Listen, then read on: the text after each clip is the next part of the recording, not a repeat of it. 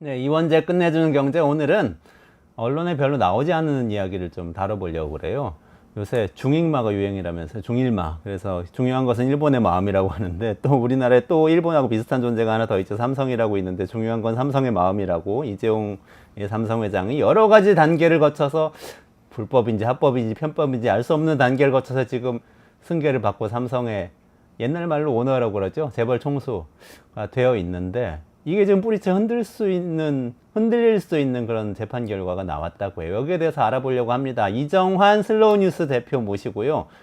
삼성 재판 결과 그리고 이재용 회장은 왜 불안해하고 있는가 살펴보도록 하겠습니다. 네, 어서 오세요. 안녕하세요. 네, 안녕하십니까. 네. 지난주에 중요한 재판이 있었다고 근데 네. 언론에서 제대로 보도를 안 했다고 말씀을 하셔서 네네. 이 이야기 하게 됐어요. 뭐 그 화면 한번 띄워주셔도 좋고요. 상당수 언론이 삼성바이오 분식회계 승소 또는 분식회계 제재 전부 취소해야 돼야 한다. 그런 저런 그 제목의 기사를 내보냈어요. 저도 봤어요. 네, 그래서 네. 사람들이 이건 이재용 회장 그 분식회계가 이제 해결됐구나. 그래서 이제 그리고 삼성이 승소했구나라고 많이 알고 있는데 이 내용을 보면 한겨레 기사는 좀 다르죠. 제재를 취소했지만 분식회계를 인정했다. 그래서 이 남은 재판에 이제 변수가 될 수 있다라고 하는 신문이 한겨레밖에 없고요. 뭐 나머지 모든 신문은 다 이제 삼성이 승소했다. 그리고 심지어 뭐 경제지들은 반성해야 된다. 정부가 왜 삼성을 이렇게 괴롭혔냐라는 기사도 많았습니다. 근데 우리가 이제 보려면 철저하게 팩트 중심으로 봐야 되지 않겠습니까? 그래서 이제 이 재판 내용이 워낙 복잡한데 이 한국 사회의 중요한 여러 가지 쟁점들 그리고 앞으로의 재벌 정책에 중요한 변수들이 많이 담고 있습니다. 그래서 이 내용을 좀 오늘 살펴보려고 합니다. 다들 그 삼성 바이오로직스에 대한 과징금을 네. 그 제재를 네. 취소하라는 판결이 나왔다고 보도를 했는데 네. 한겨레만 분식회계는 인정했다 이렇게 나왔다는 그렇죠. 거잖아요. 그리고 이게 실제로도 이제 보면 전문가들은 다 이 판결 내용을 보면 이게 마냥 삼성 입장에서 환영할 만한 재판은 아니다라는 얘기를 많이 합니다. 그 두 개가 관계가 어떤 거예요? 그러니까 일단 과징금은 80억밖에 안 되잖아요. 그리고 이제 그 지금 분식회계 논란은 조 단위, 5조 단위 분식회계가 지금 이제 걸려 있는 건데 이재용 회장이 받고 있는 재판이 3개 정도 되는 거죠. 여기까지 보면 하나는 이제 크게 최순실에게 말 사줘서 국정농단 재판이 있었고, 그건 이제 징역 2년 6개월을 받고 1년 6개월을 살다가 이제 가석방으로 완전히 그 끝난 사건입니다. 대법원까지 가서. 그런데 최순실에게 말을 사준 건 말을 사줘서 결국 삼성물산과 제일모직 합병할 수 있게 해달라는 청탁을 했다는 게 입증이 됐었잖아요. 근데 이제 그 사건은 아직 남아 있는 거죠. 이 삼성물산과 제일모직 합병 과정에서 불법이 있었다. 재판은 지금 올해 2월에 또 무죄가 났어요. 이제 항소심이 남아 있습니다. 남아 있는데 이게 그래서 이제 무죄가 났으니까 무난히 가지 않을까. 근데 또 여전히 쟁점이 남아 있는 상태인데. 그건 합병 비율과 관련된 네, 논란이죠. 네네. 네. 그 과정에 이제 국민연금에 뇌물 줘서 이제 합병을 했다라는 것. 뇌물 사건은 이제 그 유죄가 났고 뇌물을 해서 이제 그 부당 합병을 했다. 부당 합병을 했다는 게 재판이 남아 있는 거죠. 근데 이번에 나온 재판은 이건 그냥 행정 소송이에요.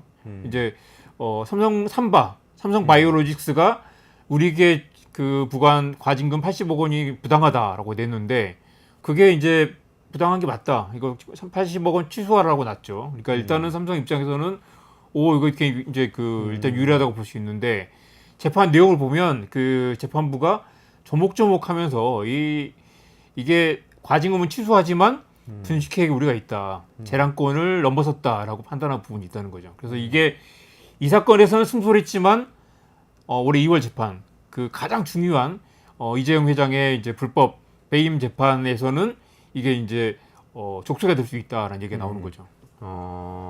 결국은 증권선물위원회가 네. 분식회계에 대해서 과징금을 매긴 거잖아요. 네네. 그런 거죠. 근데 그 과징금을 취소하라는 판결이 났는데 네. 과징금은 취소했지만 여전히 분식회계는 맞다라는 그 언급이 있어요. 이게 좀 복잡하긴 한데 차분하게 좀 어떻게 말씀드리겠습니다. 그렇게 되는지 조금 말씀해 주시죠. 혹시 제가 보여드린 영업실적 그래프 한번 띄워주시면 네, 삼성 바이오로직스 네, 영업 보시면 이게 정말 놀랍지 않나요? 보면 이 연두색이 초록색이 그러니까 영업이익이고요. 파란색이 매출액입니다. 근데 빨간색은 이제 당기순이익인데요. 아이고, 2015년에 당기순이익이 1조 9천억 원 정도 나오죠. 아니요. 전에도 후에도 없던 당기순이익이 그렇죠. 그리고 이 회사는 설립 이후에 한 번도 이익을 내지 못한 회사였어요. 그리고 매출액이 지금 9조 원밖에 안 되는데, 매출액이 지금 912억 원밖에 안 되는데 당기순이익이 1조 9천억 원을 내다니 정말 말이 놀랍지 되나요? 않습니까? 이게 매출액을 훨씬 넘어서 이때 이제 2015년에 이제 그 분식회계가 있었다고 보는 거죠. 분식회계 있었기 때문에 이게 이제 바이오로직스의 자회사인 바이오에피스라는 회사가 있는데 에피스를 갑자기 이 2014년까지는 이게 이제 자회사였는데 2015년에 갑자기 이제 관계회사로 바꾸면서 주식을 새로 취득한 것처럼 이 회계를 바꾸고 취득했다고 바꾸면서 바이오 에피스는 이제 비상장 기업이니까 이 기업 가치를 새로 산정을 해야 되잖아요. 이제 관계회사가 되면 새로 산정을 해서 이제 하는데, 그러니까 2014년까지는 연결 기준, 2015년부터는 이제 새로 취득을 하는 거죠, 지분을. 그러니까 근데- 이 네. 자회사면은 회계 장부를 연결해서 재무대표를 연결해서 네. 연결 기준 회계, 그러니까 자회사의 실적까지도 네. 모회사가 떠안고 가는 방식으로 네, 네. 간다 이거죠. 그런데 지금 관계사는 이제- 아닌 거고. 네네. 관계회사가 되면 이제 그냥 지분을 우리 지분으로 자산으로 인정을 받는 거죠. 근데 이제 비상장 회사니까 갑자기 2015년에 이제 우리 이거 관계회사가 됐어. 그러니까 주식을 새로 취득한 것으로 해야 되는데 비상장 회사니까 이게 그 기업 가치를 산정할 수가 없겠죠.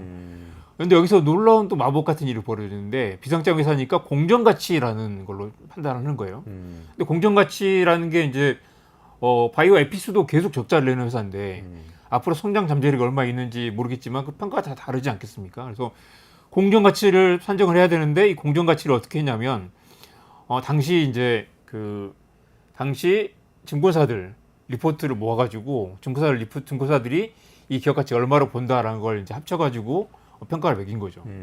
그래서 이제 그건 사실 증권사 리포트라는 건 약간 뭐 미래에도 기대도 있고 당연히 주가가 올라야 되니까 긍정적인 전망을 담는 거죠. 근데 그런 전망을 담은 리포트의 이제 미래의 평가액이라는 게 당장 지금의 그 기업 가치를 반영하는 거 아니잖아요. 그런 부분 때문에 이제 이게 많이 부풀려져 있었고, 이 에피스를 우리가 새로 취득을 했기 때문에 이렇게 1조 9천억 원의 당기순이익이 잡혔다라는 게 돼 있는 거고, 그래서 바이오 또 그림 한번 보여주실래요? 지분 구조로 보시면 바이오 에피스를 바이오로직스가 소유하고 있고 바이오로직스를 또 삼성물산이 소유하는 제일모직이 소유하는 구조입니다. 보시면 이제 저기 있죠. 에피스의 90%를 바이오로직스가 소유하고 있고 한가운데 바이오로직스가 네. 있고 오른쪽 아래 네네. 바이오 에피스가 있고. 네. 지금 우리가 이제 제일모직과 삼성물산을 합병하는 거잖아요. 네. 연두색과 하얀색을 합병하는 건데 보시면 제일모직이 바이오로직스 지분이 훨씬 많잖아요. 그러네요. 그렇죠. 46.3% 갖고 있네요. 삼성물산은 5% 정도 되고요. 그러니까 여기서 바이오로직스의 가치가 높아지면 제일모직의 가치가 높아지는 거죠. 그러네요. 그리고 제일모직의 가치가 높아지면 이재용 일가의 지분 비율이 훨씬 유리하게 되는 거죠. 이재용 회장 포함해서 그 일가가 제일모직은 45% 갖고 네. 있는데 삼성물산은 직접 하나도 갖고 없으니까. 있지는 않고 그런 상황이네요. 여기서 재미있는 건 또 뭐냐면 삼성물산의 또 주주가 그 논란의 엘리엇 매니지먼트 그리고 여기 메이슨 캐피탈이라는 데 있잖아요. 네네. 둘 다 지금 한국 정부를 상대로 소송을 걸어서 그렇죠. 네. 둘 다 이겼어요. 이것도 지난주에 또 한동훈 법무장관이 자기가 소송 이길 수 있다고 해가지고 해놓고는 돈만 맞습니다. 손해보게 만든 거 아닙니까? 그래서 그것도 정말 중요한 쟁점인데 1,300억 원을 지금 한국 정부가 국민들 세금으로 물어줘야 돼요. 근데 한동훈 장관이 장관 시절에 이길 수 있다라고 해서 굳이 취소 소송을 가지고 왔는데 아시겠지만 그 투자자 국가 소송은 단심제고 이 취소 소송이라는 건 애초에 재판거리가 안 된다라는 걸 다투는 거라서 재판거리가 되면은 그건 취소가 안 되는 거거든요. 한동훈이 가지고 와서 이게 이자만 200억 정도 늘어서 1,500억 정도를 국민들 세금으로 물어줘야 되고요. 똑같은 사건이 메이슨 캐피탈인데 그것도 보니까 800억 정도 됩니다. 지금 보니까 2,300억 정도를 한국 정부가 물어줘야 되는데 아까 그림 한번 보여주세요. 거기에 지금 삼성물산 주주들은 지분 구조 보여주세요. 예, 삼성물산에 이제 이재용 지분 없지만 삼성물산에 엘리엇, 메이슨 말고 수많은 개인 주주를 있을 거 아니에요. 그렇죠. 네네. 그 사람들도 이재용과 비교하면 손해를 본 거죠. 그렇죠. 본 건데 그 사람들은 아무런 배상을 받지 못했어요. 그러니까 지금 저 제일모직하고 삼성물산 두 개를 합치는데 네. 그 합병 과정에서 비율을 제일모직한테 일방적으로 유리하게 3, 예, 삼성물산 1 이렇게 합병했다는 거잖아요. 네네. 42%를 가진 이재용 일가가 이익을 받고 삼성물산의 수많은 개미 투자자들은 손해를 봤죠. 그리고 거기 엘리엇과 메이슨이라는 해외 사모펀드들은 이걸 가지고 한국 정부 소송을 걸어가지고 지금 2,300억 원을 받아가게 생겼는데 여기에 삼성물산의 개인 주주들은 소송을 냈어요. 근데 다 기각됐습니다. 국내 법원에 낸 건 기각되고 엘리엇과 메이스는 해외 국제사법 그 중재판정부에 가지고 와가지고 승소를 해서 한국 정부가 배상하라라고 났죠. 근데 또 재밌는 건 국민연금도 지금 제일모직과 아니 국민연금도 지금 삼성물산 주주였단 말이죠. 국민연금의 손실이 또 한 5천억 정도 된다고 합니다. 네. 그럼 이 많은 손실을 과연 누가 물어야 되느냐? 지금 우리 연금 가입자들이 내는 거나 연금 가입자들이 마찬가지야. 다 물어야 되고 5천억이면 국민당 얼마 정도 될까요? 그 정도 물어야 되고 또 이걸 국민들 세금으로 또 이렇게 그 엘리엇과 메이슨에 갚아줘야 되는데 어제 제가 그래서 이제 통상 전문 변호사인 송기호 변호사를 만나서 이걸 자세히 물어봤어요. 그랬더니 이 손배의 공소시효가 10년인데 이게 합병이 2015년 9월이잖아요. 그러면 내년 9월까지가 공소시효입니다. 그래서 이제 이거를 당연히 이제 한동훈이 판단을 잘못했다고 하는 게 설령 취소 소송을 내더라도 빨리 구상권 청구를 했어야 된다는 거죠. 이건 어차피 한국 정부가 질 게 뻔한 사안이고 그리고 이미 재판 결과 났잖아요. 한동훈 지금 대표가 검사 시절에 이 다룬 사건이었고 네, 그렇죠. 그걸로 지금 박근혜하고 이재용을 감옥에 보냈잖아요. 윤석열 특검이었죠 그때. 네, 그렇죠. 이건 명확하게 그 박근혜 대통령이 보건복지부 장관과 국민연금 본부장에게 압력을 해가지고 야 이거 좀 찬성 도와줘라고 해서 최순실가 말 사주고 이걸 만든 명백하게 국가범죄인 거잖아요. 삼성에게 유리한 합병 비율을 그 맞습니다. 합병 비율로 합병하는데 국민연금이 찬성표를 삼성물산 주주로서 불리함에도 불구하고 네. 찬성표를 행사하도록 압력을 가했다. 맞습니다. 이게 내용이죠. 그리고 국민연금 내부 자료를 보면 이게 손해라는 걸 다 알고 있었어요. 많게는 5천억 가까이 손해라는 걸 알면서도 국민들 자산을 가지고 삼성에 손을 들어준 거죠.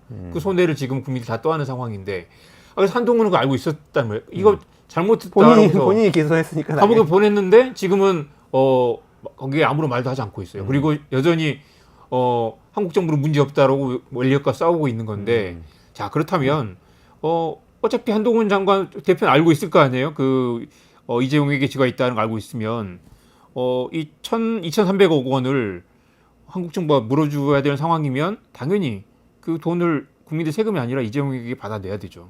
이재용 회장이 이 일련의 거래를 통해서 얻은 그 차익이 수조 원에 이르는데 사실 1,500억 원 별로 큰 돈은 아니거든요. 빨리 구상권 청구, 그다음에 빨리 소송을 걸어서 일단 이걸 공소시효를 중단시켜야 되는데 그것조차도 하지 않고 있는 거죠. 그 구상권 청구의 주체는 정부가 돼야 되는 정부가 돼야 거죠, 되고 또 지금 있죠. 법무부 장관이 되게 네, 법무부 장관이 당시 해야 됩니다. 법무부 장관이 네, 됩니까? 지금 법무부 장관이 지금 해야 지금 되고 법무부 장관 국민연금도 그렇죠. 네. 이 손해를 그냥 깔고 있을 게 아니라 국민연금도 우리도 손해 봤다. 문영표가 잘못했고 홍화선이 잘못했으니까 전임 보건복지부 장관과 뭐가 이 본부장이 기금운용본부장 그 대통령의 지지를 받아가지고 잘못된 판단하고 이 사람 다 감옥에 갔으니까 우리는 다시 이 사람들 구성권 청구를 해야 된다. 그리고 뭐 홍환선과 문영표한테 받으면 좋겠지만 그게 아니라 제일 돈 많은 이재용 회장에게 이건 이제 구상권이 아니라 손배 청구를 해야 되는 거죠. 손배 청구를 해야 된다라고 판단을 해야 되는 거죠. 근데 기껏 그 재판을 잘해서 수사 잘하고 재판 잘해서 감옥에까지 보냈으면서 정작 필요한 구상권 청구와 손배 청구를 지금 하지 않고 있는 상황인 것입니다. 그러면은 잠깐 정리를 좀 해볼게요. 지금 아까 그 구조, 그 지분 구조도 합병 구조 그림 다시 한 번만 보여주시겠어요? 그거 가지고 지금 재판하고 연결시켜야 되니까 자, 지금 삼성전자가 지금 정점에 있잖아요. 삼성전자, 삼성생명 두 기업이 이제 삼성의 핵심 기업인데 여기 지분을 지배할 수 있을 정도로 확보를 하기 위해서는 이재용 회장은 직접 삼성전자는 5.4%밖에 안 갖고 있잖아요. 맞습니다. 저게 그러려면은 삼성물산을 통해서 저기 있는 4.1%를 통해서 지배를 해야 되는 이게 굉장히 중요한 건데 삼성물산의 맨 오른쪽에 있는 4.1%가 정말 이 기업의 핵심이었던 거죠. 근데 정작 이재용 회장은 삼성물산 지분이 없으니까 이 제일모직과 삼성물산을 합친다. 그런데 그냥 합치면 상당 부분 또 날아가니까 제일모직을 훨씬 더 그 가치를 높여가지고 합치면 이게 경영 지배권 충수가 높아지는 거죠. 근데 여기서 왜 그 제일모직 가치를 높이는 제일모직 분식회계가 아니고 왜 삼성바이오로직스 분식회계가 이게 관련이 있는 거예요? 그림을 다시 한번 보여주시면 그래서 이제 그 제일모직의 가치를 높이기 위해서는 바이오로직스와 바이오에픽스의 가치가 높아야 되겠죠. 아, 제일모직이 많이 갖고 있으니까. 네, 제일모직의 가치 높이면 제일모직은 사실 이름만 제일모직이지 옛날 에버랜드거든요. 네, 네. 에버랜드고 에버랜드의 가장 큰 또 기업 가치는 생명을 많이 갖고 있다는 거예요. 실제로 제일모직 에버랜드는 뭐 아시겠지만 급식 사업도 하고 사실 네. 사업이 크지는 않아요. 그래서 이제 제일모직 가치를 높이려면 뭐 삼성생명도 있지만 이 바이오로직스, 바이오에피스 우리가 삼성생명은 뻥튀기하기 네. 어렵죠. 그렇죠. 그리고 금융 삼성생명 뻥튀기 기업이니까. 하면 결국 또 이렇게 삼성물산도 같이 전자 같이 그러네요. 올라가기 때문에 네. 제일모직을 띄우려면 결국 이 보라색 바이오로직스를 띄워야 된다. 바이오로직스를 띄워야 된다. 우리가 바이오 산업에서 엄청난 이 전망이 좋기 때문에 제일모직 가치가 높을 것이다라고 한 다음에 합쳤는데 결국 네. 그 과정에서 이재용 일가의 지분 가치가 혹시 맨 마지막 그림 있으면 보여주시고요. 아니면 제가 말씀드릴게요. 맨 마지막 그림 뭐죠? 합병 이전, 합병 이후가 있는 게 있습니다. 그래서 네. 이건데요. 보면 이제 왼쪽에 맨 밑에 보시죠. 그러면 이제 이재용 회장 등의 가치 당시 이제 2015년 기준으로 3.5조 원에서 5.3조 원으로 늘어나게 됩니다. 이게 9월 14일과 9월 15일 하루 사이에 이 합병이 성사되는 순간 이 지배력 원래 갔던 지분 더하기 이 제일모직과 삼성생명을 통한 삼성전자 지분이 늘어났잖아요. 그래서 이제 그게 1.8조 원어치 지분 가치가 올라간 것이지만 사실 저걸 네. 통해서 삼성 전체를 지배할 수 있게 되었기 때문에 그렇죠. 훨씬 더 사실상 이제 뭐 수백조 크죠. 원의 가치 넘는다고 여기서 봐야죠. 보시면 뭐가 있냐면 맨 왼쪽은 삼성물산이 따로 떨어져 있죠. 삼성물산의 4.1% 따로 있는데 오른쪽은 이게 이재용과 삼성물산 통해서 삼성전자까지 가는 그런 합병이 구조가- 되면서. 합병이 되면서 기존의 삼성물산을 통한 삼성전자 지배력을 그대로 가져가게 된 것입니다. 끊어진 고리를 이어주는 역할을 이어주고 저기 했고 그룹의 핵심인 삼성전자에 대한 강력한 지배력을 행사하게 된 거죠. 이걸 하기 위해서 지금 삼성 바이오로직스의 회계 조작을 했다라는 게 이제 논란인데 다시 돌아가면 지난주에 이제 그게 난 거죠. 그래서 바이오로직스의 회계 과징금은 취소했지만 회계 조작 가능성은 있다라는 게 일단 인정이 된 거고요. 그게 그러니까 그 판결의 정확한 내용이 네. 어떤 거예요? 과징금 취소했지만 네네. 조금 상식적으로 이해가 잘 안 가거든요. 네네. 분식회계가 있었으면 과징금이 그렇습니다. 맞겠지. 이런 혹시 생각이 그 드니까. 바이오에피스의 기업 가치 2014년 15년 있는 그림을 한번 보여주시고요. 보시면 이제 이건데요. 보니까 이제 2014년에는 이 바이오에피스 기업 가치 장부 가치가 4,600억 정도밖에 안 됐어요. 그런데 네. 2015년에 되면 이제 거의 4조 8천억으로 10배 와. 가까이 이상이 늘어나죠. 저게 아까 말씀하셨던 그 네. 자회사에서 관계회사로 이렇게 바꾸면서 네네네. 저렇게 바뀐 근데 거예요. 왜 그랬냐면 이게 복잡하지만 최대한 쉽게 설명을 들어보겠습니다. 이게 놀랍게도 지금 90% 지분을 갖고 있는 것처럼 보이잖아요. 근데 바이오에피스를 처음에 만들 때 바이오젠이라는 미국 회사가 10% 지분을 아까 보시면 회색 부분이 이제 바이오젠인데 10% 지분을 투자를 했어요.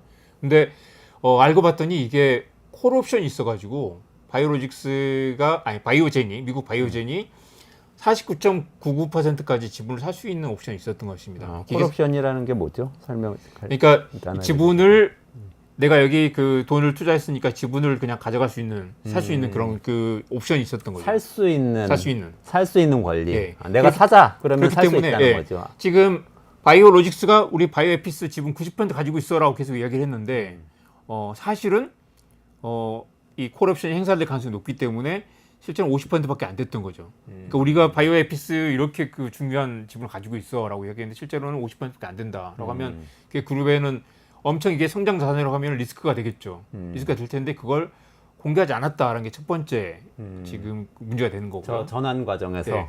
아니요. 2014년에는 2014년. 그걸 콜옵션을 숨기고 있었던 거예요. 숨기고 있었는데 만약에 이제 이게 콜옵션 행사되면 자칫 바이오로직스가 자본 점식에 빠질 수 있는 상황이었어요.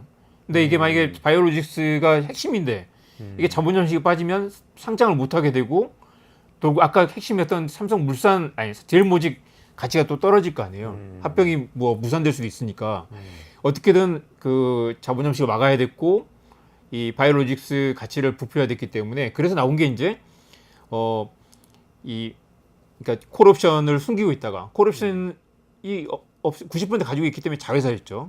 그랬는데 이제 콜옵션이 만 행사한다고 치면 50%밖에 안 되기 때문에 자회사가 아니게 되고 관계회사가 돼야 되는데 그래서 이제 2015년에 갑자기 우리 콜옵션이 있으니까 이걸 관계회사로 만들겠다라고 바꾼 거예요. 근데 그래서 이제 두 가지인데 자회사로 있었던 것도 문제고 갑자기 관계회사로 바꾼 것도 문제다. 두 가지 쟁점이 있는 거죠. 자회사로 했을 때는 이 콜옵션의 부실을 숨기고 있었다라는 게 논란이 됐고 2015년에 갑자기 이걸 바꿔서 우리 공정가치로해서 이거 5조짜리가 새로 생겼어라고 하는 것도 문제다. 두 가지였는데 이번에 이제 판결은 콜옵션 행사될지 안 될지 모르기 때문에 이거를 일단 자회사로 분류한 것 자체는 문제가 없다. 그리고 이제 두 번째는 판단하지 않은 거죠. 근데 두 번째 갑자기 왜 2015년에 이걸 관계사로 분류했느냐? 관계사로 분류한 것 자체가 이 삼성바이오로직스의 자본 잠식을 숨기기 위해서 회계 조작에 가깝다라고 판단한 거죠. 그러니까 과징금은 콜옵션을 숨기고 자회사로 맞습니다. 해놓았던 것에 대한 과징금이었군요. 네네. 그래서 이게 일단 이제 여기는 재량범이라고 보기 때문에 일단 과징금 없는 걸 하자. 다만 회계 조작 가능성이 있는데 이거는 이제 따로 또 판단을 해야 한다는 거죠. 그거는 이번 행정법원의 어떤 판단 사항은 아니었는데 의견을 넣은 거예요, 그러면? 그러니까 애초 그거죠. 그러니까 이게 자회사에서 관계회사가 된 거잖아요. 근데 그 이번 법원 판단 원래 관계회사였는데 왜 그때 자회사를 했느냐라는 거고. 그러니까 2014년 이전에 자회사, 2015년에 관계회사 두 가지 문제라면 원래 쭉 관계회사였는데 과거에 자회사를 했던 것은 일단 그건 재량범위. 그러니까 일단 그렇기 때문에 이 과징금 전체는 무효다라는 좀 복잡하지만 그렇습니다. 그렇군요. 그러면은 이게 어떤 파장을 가져올지에 대해서 좀 생각을 해봐야 될 것 그렇죠. 같은데요. 네. 그러니까 극단적으로 생각하면 네. 만약에 네. 이게 이 이야기가 번져서 관계사라고 설정했던 것 자체가 문제야. 그래서 분식회계야. 그래서 삼성바이오로직스 가치는 그렇게 되지 않았어 실제로는. 그러면은 제일모직하고 삼성물산 합병 비율은 잘못 산정됐어. 네. 그럼 이 모든 게 다 원점 원위치 시켜야 돼. 이렇게 될 수도 있는 거예요. 맞습니다. 그래서 이제 그 실제로 2018년에 증권선물위원회가 이제 그 과징금을 부과했을 때는 이게 이제 확정이 되면 사실 이제 그 5조 원 정도를 다시 토해내야 된다라는 이야기도 있었죠. 그리고 지금 이제 아까 두 번째 올해 2월 재판에 무죄가 났지만 거기서 다시 이제 분식회계가 인정이 되면 2월에 무죄가 난 재판은 사실은 또 애매한 게 분식회계가 아니라고 본 거 아니고 아까 세 개 재판 중에서 첫 번째는 국정농단인데 농단이고, 그거는 다 끝났고 네네 두 번째 감옥 갔다 왔고 예. 두 번째가 불법 승계 재판, 예. 불법 승계 재판인데 요거는 지금 2심에서 무죄 판결이 1심에서 1심에서 무죄 판결이 2심이 난 남아 있는데 그럼 2심이 남아 있는 거고. 2월에 무죄가 난 그 판결에서는 뭐였냐면 이 검찰이 당시 삼성바이오로직스에 가서 공장 바닥을 뜯고 컴퓨터를 압수를 했어요. 근데 그 압수하는 과정에서 불법이 있었다. 그러니까 증거를 인정하지 않은 거예요. 그러니까 이게 분식회계인지 아닌지 판단하지 않았다는 거죠. 그래서 이제 그래서 사실은 운 좋게 빠져나갔었는데 이번에 분식회계라는 또 법원 판례가 나왔기 때문에 법원 판단이 있었기 때문에 이걸 다시 반영해서 항소심에 이걸 가지고 다시 다투게 되겠죠. 원래 그 증거는 아예 채택되지 않았지만 새로운 지금 판단이 나왔기 때문에 다시 분식회계를 좀 따져봐야 된다. 그러니까 2월 재판은 죄가 없다기보다는 검찰이 입증하는데 실패했다라는 거고 이번에 다시 분식회계라는 판단이 나왔기 때문에 다시 이걸 따져봐야 된다. 그러면 말씀하신 대로 이게 이제 분식회계가 인정이 되면 어떻게 될 거냐. 분식회계는 또 굉장히 또 무겁게 다루는 그 범죄잖아요. 그래서 이제 재판 결과는 가봐야 되겠지만 이재용 회장에게 크게 불리한 상황. 그리고 과징금 80억 원은 사실 회사가 물면 되는 거지만 이재용 회장 개인의 이제 그 분식회계가 되면 다시 어떻게 보면 감옥에 갈 수도 있는 그런 위험한 상황이 됩니다. 그래서 이 분식회계 가능성이 높다는 판단이 나온 이상 이재용 회장이 다시 형사처벌 가능성이 높아졌다고도 볼 수 있고요. 그리고 이 분식회계는 만약에 이게 5억 원 이상이면 3년 이상 유기징역 그리고 50억 원 이상일 때는 무기징역까지도 가능한 사안이라서 그래요? 물론 이제 법원이 이 사안을 얼마나 그렇게 강도 높게 판단할 것인가 그리고 최근 상황을 보면 재벌에 약간 우호적인 그런 판결이 많았기 때문에 뭐 쉽게 예단할 수는 없겠으나 이것 자체가 굉장히 불리한 그런 판단인 건 맞습니다. 분식회계 하면은 대우가 생각나는데요. 예전에 네. 김우중 회장의 네. 대우 그룹이 전체가 어쨌든 뭐 몰락하는 계기가 된 게 분식회계 사건이었죠. 당시 뭐 그 김우중 회장이 징역 8년 6개월을 받았고요. 최근 사안을 보면 또 대우조선해양은 징역 9년과 6년을 받았고요. 보면 그 보시다시피 꽤 그 이 분식회계 처벌성이 높고요. 미국 앨런 같은 경우는 징역 24년을 받기도 했습니다. 그래서 이 경우는 만약에 한국 정부, 한국 법원이 이런 회계 조작을 엄격하게 다룬다. 그리고 어떤 이익을 취하기 위해서 회계를 조작하는 걸 절대 묵과할 수 없다라는 원칙을 세운다면 사실 지금까지 나왔던 어떤 삼성에 관련된 그 사안들보다 더 무겁게 다뤄야 되는 사안인데 이게 또 이제 이 미묘하게 이 자회사냐 관계사냐 어떻게 분류하냐에 따라서 이제 재량 범위라고 볼 수도 있다라는 게 이번 이 행정소송에도 반영이 됐기 때문에 쉽게 예단하기 어렵습니다. 다만 이게 자체가 굉장히 새로운 리스크로 떠올랐다라고 볼 수 있겠습니다. 이재용 회장으로서는 굉장한 리스크일 것 같은데 이게 지금 아까 보니까 대우그룹은 한 20조 원 정도 규모의 분식회계라고 네. 정리가 돼 있는데 이건 어느 정도 규모라고 봐야 한 되는 5조 원 거예요? 정도 일단 되는 것 같고요. 5조 원인데 실제로 이제 이 삼성물산 아니 제일모직의 자회사 자회사의 이제 삼성 바이오 에피스의 이제 분식에 가깝잖아요. 그렇기 때문에 실제 이제 이재용 회장이 얻은 그 규모는 훨씬 더 클 수도 있기 때문에 뭐 대우보다는 작지만 결코 금액이 적지 않다고 할 수 있습니다. 그렇군요. 근데 더 네. 궁금한 게 제일모직하고 삼성물산이 이미 합병을 했고 네. 기업이 운영이 되고 있잖아요. 네. 거기 주주들도 많이 있고 그동안에 또 많이 바뀌었고 네. 이런 경우는 어떻게 돼? 해체를 그러니까 다시 할 수가 합병을 뭐 해체를 할 수는 없고 사실 이제 거기에 맞는 이제 과징금을 부과하는 수준이 될 거고요. 그리고 과징금을 부과하는 수준이 될 거고 지금 사실은 또 보면 이게 결과적으로 당시 이제 뭐 5조 원 정도 했던 그 삼성 바이오 로직스는 지금 66조 원 가까이 기업 가치가 올랐기 때문에 사실 이제 이게 성공한 뭐 분식회계는 처벌할 수 없다라는 얘기도 나오지만 결국 결과적으로는 뭐 다 잘 됐다고도 볼 수 있거든요. 사실 지금 와서 합병에 시너지 있었다, 다 잘 되지 않았느냐라는 것 때문에 이걸 과거에 불법을 용서할 수 있느냐라는 그런 이제 원칙적인 문제를 얘기해야 될 거고요. 그리고 정작 이 바이오 자회사들은 굉장히 성장한 거 맞지만 당시 이제 삼성물산과 제일모직 합병의 시너지가 뭐 100조 원 가까이 될 거다 하는데 실제 그보다 훨씬 못 미치는 그런 상황이라서 당시 합병의 시너지는 기대보다 크지 않았다라고 볼 수 있습니다.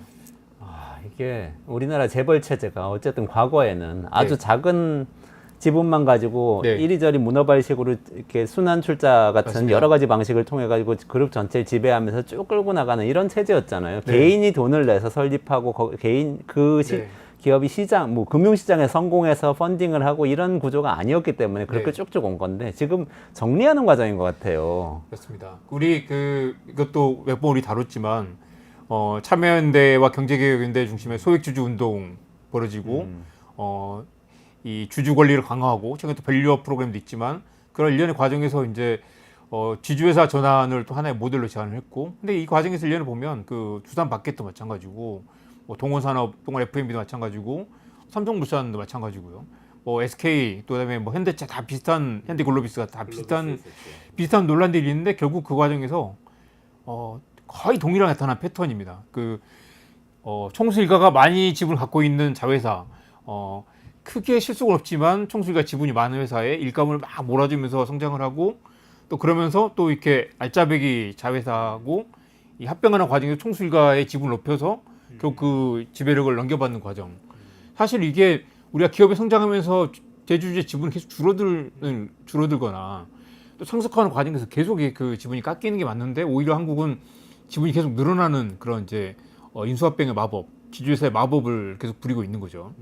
그래서 이게 이제 얼마 전에 보니까 재벌 기업들에게는 오히려 윤석열 정부 이게 기회다. 왜냐하면 윤석열 정부가 재벌 정치가 완전 손 놓고 있고 그리고 사실 잘 모르는 것 같기도 하고 그리고 이걸 크게 뭐 이렇게 물론 뭐 뭐죠 엑스포 할 때 막 재벌 회장들과 같이 막 이 출장도 다니고 부산 가서 떡볶이도 먹고 하면서 이렇게 되게 우호적인 그런 관계를 유지하고 있잖아요. 그래서 이 후계구도 문제를 별로 건드리지 않을 것 같지 않다. 그래서 지금 동시다발적으로 이런 후계구도가 진행되고 있는 건 윤석열 정부가 이걸 치지 않을 거다라는 그런 공감대 형성되는 게 아니냐라는 관측도 있습니다. 그러네요. 근데 원래는 이 국정농단 사건이 윤석열 대통령과 오늘날의 여당 대표인 한동훈 대표가 탄생한 계기가 된 출발점이 된 거잖아요. 정말 실력 있는 강직한 검사들이라는 자기의 최대 자산인데 지금 그걸 깎아먹고 있는 거죠. 참 역설적이네요. 네. 그렇군요. 어떻게 됐든 간에 이번에 사법부 이 판결을 통해서 네. 조금 잘못된 것들이 바로잡아지고 좀 정상적인 궤도를 통해서 맞습니다. 재벌이 글로벌 기업으로 재탄생하는 계기가 되면 좋겠네요. 마지막으로 그 말씀을 꼭 드리고 싶은데 아까 이제 세 가지 재판 그리고 세 가지 재판에 또 있는 게 지금 이제 ISD 재판도 있잖아요. 네네네. 그리고 한 뭐 대여섯 가지 재판들이 얽혀 있는데 모두가 다 연결돼 있는 사건들이고 우리가 여기서 어떤 교훈을 얻고 한 단계 더 나아가야 될 것인가. 결국 그 출발은 지금 법무부 장관이 이 국민연금의 손해 그리고 한국 정부가 엉뚱하게 엘리엇 매니지먼트에 돈을 물어줘야 되는 상황에 지금 이 재판과 별개로 구상권 청구를 해야 된다고 생각합니다. 구상권 그 청구. 돈을 세금으로 물어줄 게 아니라 돈을 내야 될 사람이 내게 책임 있는 사람이 그 부담을 하게 해야 되는 그게 이 모든 문제를 바로잡고 한국 사회가 더 한 단계 나아가는 계기가 될 거다라고 생각합니다. 누군가가 부당하게 얻어가면 누군가는 부당하게 값을 치르게 되는 거죠. 그 네. 부당하게 값을 치른 분들이 뭉쳐서 뭔가 이 해법을 찾아볼 수 있으면 좋은데 그걸 대변하는 역할을 정부가 사실 해줘야 되는데 해줄지 잘 모르겠습니다. 정신 좀 차리고 좀 해주시면 좋겠네요. 네, 오늘 이정환 슬로우 뉴스 대표하고 같이 삼성의 후계 문제가 다시 수면 위로 떠오를 수도 있다. 이재용 회장이 좀 경각심을 갖고 지금 굉장히 두려워하고 있을 것 같다. 이런 이야기를 들었습니다.